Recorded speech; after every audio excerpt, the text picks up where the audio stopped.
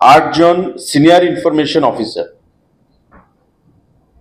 SIO group A সেখানে নিয়োগ করবে এবং একজন lower division clerk LDC group C সেটা নিয়োগ করবে। টোটাল 8+1 = 9। এই 9খানা পোস্ট খুব শীঘ্রই ইনফরমেশন টেকনোলজি দপ্তর থেকে নিয়োগ করা হবে। Senior information officer senior informatics officer information officer সেটা ICA তে চলে আসে। Senior informatics officer group A আর লোয়ার ডিভিশন ক্লার্ক একজন এবং SIO সিনিয়র ইনফরমেটিক্স অফিসার 8 জন।